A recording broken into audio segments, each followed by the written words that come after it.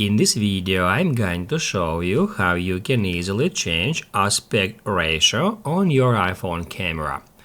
Be sure to watch the video to the very end so you don't make any mistakes. Let's get started, and first off, open up Camera app. Then make sure you are on photo mode. And then all we have to do is just tap right here at that arrow.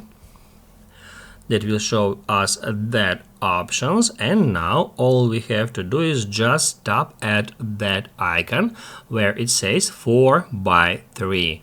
Maybe in your case it is showing another aspect ratio here, so just tap at that icon to switch it between 4:3, square or 1:1, or 16:9.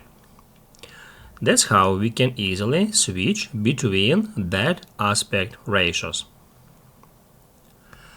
If this video helped you out, don't forget to hit the like button.